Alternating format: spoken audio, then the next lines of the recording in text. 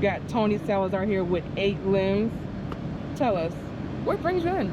Well, I'm here to connect with some like-minded entrepreneurs like yourselves. I might want to be buying a Lamborghini from you guys soon. And I want to make sure I give as much value to my community as I can. So if you want to come in and talk to you guys about what we do. What is the Lamborghini of choice? The Lamborghini of choice would be a satin black Lamborghini Huracan. However, recently I've started to really eye Ferraris, that classic Ferrari look. I don't know the models of Ferraris too much. One of my buddies has one in St. Kitts, and Adam Saeed. He'll be a guest for you guys soon too. His is gorgeous, like a 2019. It's red with that camel interior, and it looks so classic and so good. But I have a Lamborghini Huracan in satin black on my vision board that I've always wanted to check off the list. Oh, it's coming. Yeah. We're gonna make it happen for you. So, in your spare time, I hear you're somewhat of a jiu-jitsu master. I hope I'm a master. I put a lot of my life into it. I got obsessed with martial arts as a kid. My father really pushed me into martial arts around 5 years old. And I started with the taekwondo, the kung fu, the normal stuff that everyone does as karate as a kid. But I was like obsessed with it all through growing up. So I was still competing in taekwondo tournaments at 17 in high school. Never really stopped doing it. And I was like, martial arts. And then I found jiu-jitsu when I graduated high school at 18. And I was obsessed, Jessica. I realized how powerful it was compared to everything else. So I started training, dedicated at that time my life to it. Got my black belt in 2016, competed in 4 world championships of the sport. I've taught, I've founded events in jiu-jitsu. I've interviewed some of the best in the world on my podcast. So it's like, it's a big part of my life is jiu-jitsu. Do you say that you use any of the things that you've learned in the training that come with jiu-jitsu, with the dedication? How does that transfer into your business? Yeah, that's a good question. I think it's not the aggression that translates, it's more the resilience. Like resilience is how quickly you can return yourself to baseline. When you get frazzled, how fast are you back to normal again?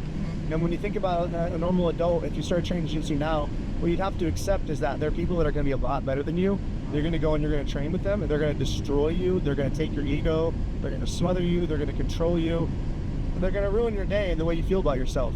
And then you're going to leave, and you're going to go, oh, but I'm getting better. And then you're going to go back tomorrow. And then you might have a little bit of a good day with one match, and then get smashed the other 5. So you learn that for so long, and you realize there is a path to mastery if you keep going. I learned that. I was already jiu-jitsu black belt when I started my business. So I just felt that no matter what, I was not going to quit. I knew that about me already. Like, I will not quit. I don't get intimidated. The hard days don't matter. I'm just going to hit it again. And I already achieved jiu-jitsu black belt, which is so rare, even in the sport of jiu-jitsu, that I was like, I can be a millionaire in business too. There's nothing that's going to stop me with that. I like that. Nothing's going to stop me with that. Okay, for 8 Limbs, tell me, I know it's an umbrella company. Tell me a few of the things that you guys encompass with 8 Limbs. So 8 Limbs traditionally right now, the main bread and butter, we're digital marketing advertising. We take a brand, we take them digital with high quality video production, but also strategic branding. What are we making videos about? Why are we making those videos? We can do a plan, a 3, 6, 12-month plan, and we'll manage client social medias, shoot, manage, and run their ad campaigns, and then track and manage all their lead flow that comes in to show them ROI in their business. Second is the 8 Limbs podcast, where I do essentially what you're doing now. I interview other high performers, whether it's in worldwide, where we do a Zoom podcast, or it's in person, where they're local to the Tampa Bay area. And I connect people that have done something exceptional, whether it's a pro fighter, a 100-billionaire entrepreneur, or someone who's a female sex therapist and has gone viral for it on social media. I like to talk to other people who have done something. So is there one aspect of business that kind of pulled you in more than the others? Like, is it more so podcast that had your interest first? Yeah. Or was it?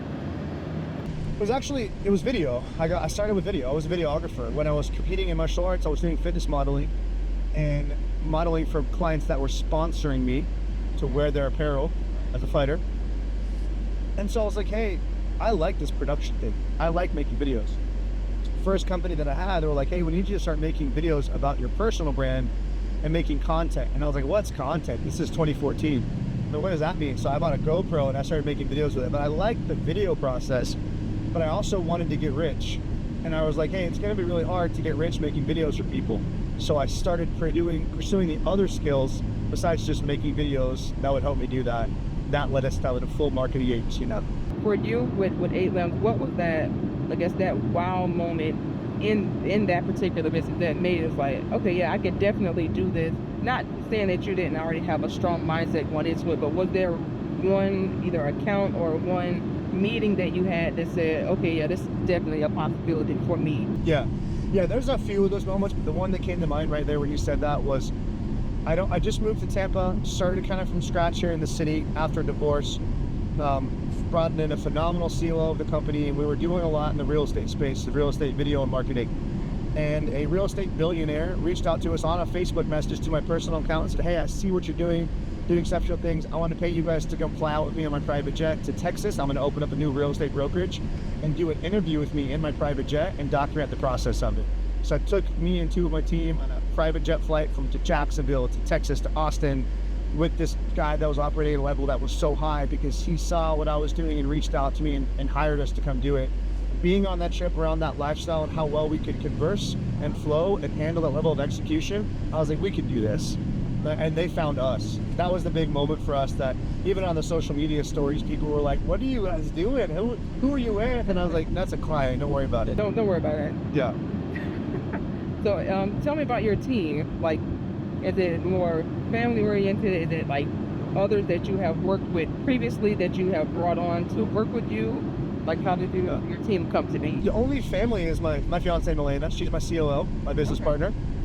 Besides that, no, we have a team of 16 people, but everyone's an A player that's been selected based on their performance. So we don't have any family, any friends, because they're going to get let go if they don't perform, no matter what. Right. And I think that does hinder people sometimes when they work with family. Not to say it's a bad thing, but traditionally it doesn't work because someone can go with low performance for a long time and not be fired because they're in the family or the friendship circle. So we bring on people based on their performance, and we have strong KPIs to make sure if they're working well, they know it, and if they're not, they know it. And we know there's an abundance of people that are ready to join an agency like ours. So not that the job is not secure, but we don't want people that aren't trying to build the vision and grow. So for instance, like our team, if you guys were one of our clients and you guys left our agency, they would feel that because they lost a client from their pod. That would be one of their KPIs. They would not get a bonus based on that. So they're incentivized to keep our clients happy, and someone who's just in a bunch of time probably wouldn't do that. Yeah. You know? So you said you work with your fiance. How do you kind of handle that dynamic? Because you have your work and then you have your home. So like for me and my husband, we do have to create that separation. Yeah. That's interesting. So this is how it started. This is why I think it's so weird. A lot of people know us as a couple in Tampa area. She was hired into the company and we worked together for a year before we got romantic. Okay. So she was actually a hire for her skill set and her role as COO. And we were both actually seeing other people, and we just got to know each other platonically with a lot of respect. Then the dust kind of settles and we both realized we had love and we got together. But I think because our relationship started as us professionally and then we formed romance, it worked so much better because we both know that we still really want to grow the company, and she is meant to do what she does. She's so good at that organization COO role that it's not something where, like, eventually, yes, when she gets pregnant, I don't want her working. Yeah. But for now, she's so good at her job and she needs that fulfillment of doing her job. I wouldn't want to take that from her. And it works well. The only arguments we get into are about the business, but they're minor. They're about things that can be done, and a lot of it is like, it's a good and bad. We could be on a beautiful date night at Meat Market, hanging out, vibing, and then I get a business idea and I'm talking about it. The good part of that is now we're getting ahead because we're talking business at 8 p.m. on Friday. The bad part is she's like, damn, I was just in a romantic mode and now you're taking me back into business mode, you know? So tell me about, you said your father got you into the jiu-jitsu. Do you kind of credit him for instilling that mindset of that go-getter, that... Yeah. My dad was an exceptional man, but my dad was a Colombian doctor that immigrated here the right way. Had to go to medical school for 6 more years in the U.S. to get a doctor that was able to work here in the U.S. Brought the family over. I was the only one born here. But my dad was much older. My dad was 63 when I was born, which is a really rare one. But the benefit of that is I was raised by a man that had a lot of wisdom. He wasn't a young father. He was an old father. So his wisdom was there. So my dad forced me, he was a cold dad, and I know that now, he was colder, towards me, but he forced me to do a lot of shit that would make me a man. And I know it now, looking back as a 40-year-old man, seeing what he put me through, forced me to martial arts. He would have handyman come to hang up Christmas lights, and I had to go do it with them. I had to always do work with the workers that came to the house, because he wasn't that type of guy. He was like a doctor that wasn't like a working out in the sun kind of guy. But he made me learn all the things that he was weak at. But martial arts wasn't really ever an option. It was mandatory, and same with weightlifting. And I'm really grateful for that now, because I lead a lot of men that are in their 30s and 40s that can't seem to find that inner fire. And they're like, oh, I really want to get in shape at some point. And I was like, man, I never really thought of it as an option to not be, because since I was a kid, my dad was like, you have to be this. So that helped me a ton. What is one thing that you could share to, not necessarily someone that's trying to do podcasting or media, just someone that's new into business or being an entrepreneur working for themselves?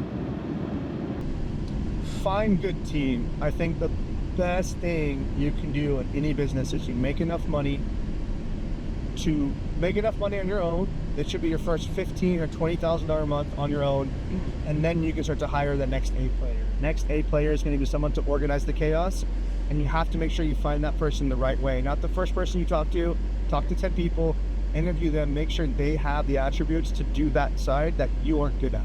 So find the counterpart to yourself as your first hire.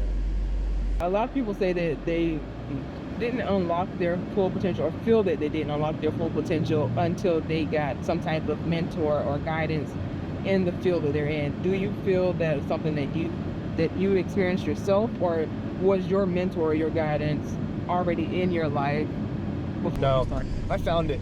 I had a phenomenal world-class jiu-jitsu coach. So I did have a very high-level mentor, but not in business. He was in martial arts. But I knew how important an authority figure like that could be in your life. So I looked for it in business as soon as I found it. And luckily, because of a strong personal brand, and because honestly, just like who I am, I was able to find mentorship without needing to find paid mentorship. I was more being welcomed into mentorship. But of course, right now, we're in a very expensive paid mastermind for my specific industry with mentorship, so I can get direct information. So I do really encourage anybody to pay as fast as they can to get information or connection. Whether it's like, if you're not going to find it for free, then you should go pay for it. It is always going to be worth it. And you said you did find that one business partner, or that business-minded person to help guide you. How do you say that you actually found that person? Was it because it was in the circles that you were already in, or did you really have to go out and seek this person? That person you're speaking of is Milena. That's my fiance, but I think God placed her in my life. I think she was placed there. So I don't think, it's the most common question I get asked when people get to know us is they go, how do I find her? How do I find my Milena? How do I find that? And I was like, man, I think that's a lot of prayer to find her. It wasn't like a interview application process. That was a random, rapid, fast hire. I didn't really vet her interview. I'm like, oh, she can do the job, and then she ended up being the best performer we ever had, but that was a rarity. I don't know if that's going to be as common for others to find that one. Of course not. You had that fate drop in on you. Yeah. This person actually was the person you needed to do what you needed to be done. Yes. Okay. For people that are working with partners or family, well, you say you don't really, hire based on family. Is there any advice that you could give as far as that? Is it like, kind of lead? It's hard. If they're working with family now, we're only hiring right now based on performance. That's it, period. And we're going to make sure that we look at everyone's role in a trial period. So if we make a hire without promise of future employment. It's like, hey, this is a 60-day trial period. This is your base pay. This is what you can achieve after if you earn the role. I feel like right now with COVID changed a lot of people's work ethic. A lot of people aren't as willing to work. So sometimes you're going to have to be willing to sift through them. A mistake that people make is they make a bad hire, and they give them 6 more months when they should have cut them after 1. And so I think people need to remove emotions from business more and just focus on performance, because nothing kills A players faster than C players. Your A players in your team will start to resent the C players you keep around, and that's really not good for company culture at all. So to close this out, what is one thing that you would like to leave for like someone coming behind you as far as either a motivation or just a key piece to hold on to? I think it's the same thing we all want. I want people to see where I came from, what my background is, and how late I started. I didn't start business till I was 30 years old, and realize you can still do it. You can still make something out of yourself, and you can still make the money, the connections, as long as you're committed to doing that. I'm a huge believer in law of attraction. It takes this obsessive focus and seeing what you want to be, and then anybody can do it. But sometimes they don't think they can do it until they've seen someone else from their same circumstances do it. I think that's the biggest thing I want to leave. Thank you. Thank you. You're awesome. I appreciate you.